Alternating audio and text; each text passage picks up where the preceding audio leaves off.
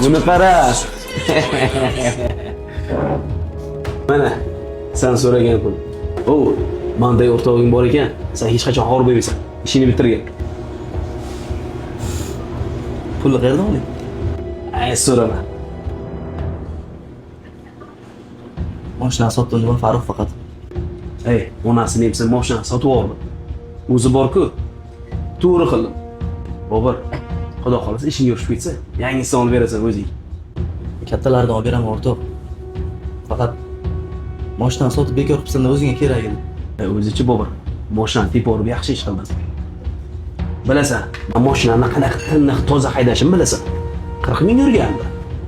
10 ming, 20 mingga toza javob beradi. Mashinani probegini 20 ming orqaga aylantirib yubordim-da, sotib oldim. 27.500 ga ketdi. Senga ham pul, o'zimga ham pul qoldi. Qale. Boplabsan. Qaytarmasdan sotsang qancha ketardi? Tak, qaytarmay sotganimda shu 1,5 ming, 2 ming razlitsasi bor-da. Hozir mana shu 1,5 ming, 2 ming deb qolgan pulingni harom qilsan-da o'rtoq. Qo'ysang-chi Bobur. Mashinani qanaqa peshina terim bilan olganimni juda ham yaxshi bilasan. Ozgina aylantirib foyda qilganga qolgan pulim harom bo'lib ketmaydi-ku. Qo'ysang-chi, halol bu, halol.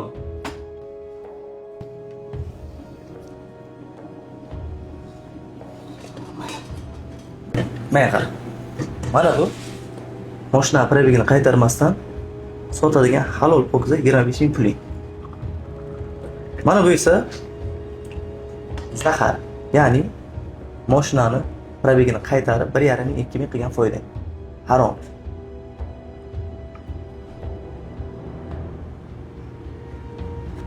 Nima bo'ldi?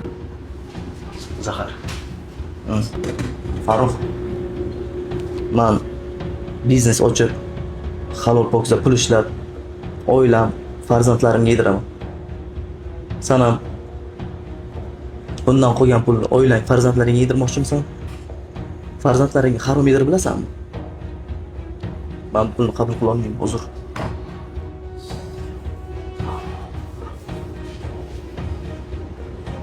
To'g'risi bilmagandim.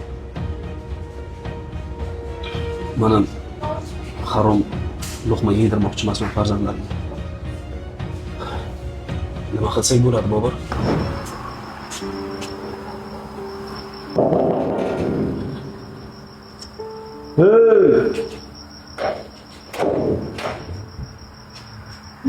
Farruhjon.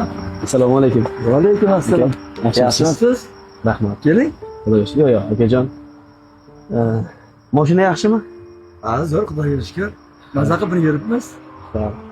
Nimaga tinchmi? Bilmasam bir ish qo'yib.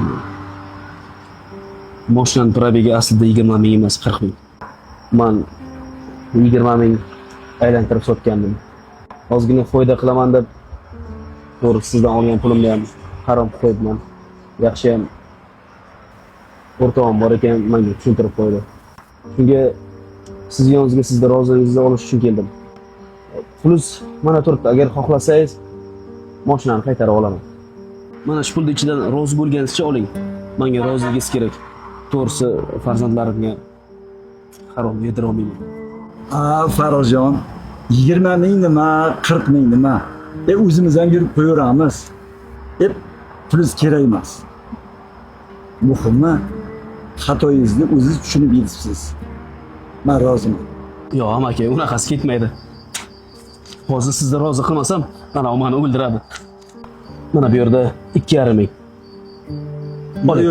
Yo'q, Farruhjon. Amaki, oling. Men roziman. Faqat siz ham rozi bo'ling. Endi bir duo qiling, biz qaytaylik. Qani Ilohim, boshlagan ishlaringizni rivojini bersin.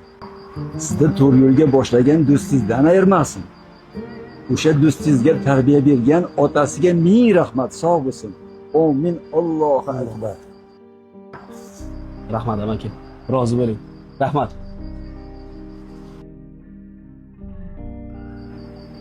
Sog' bo'ling.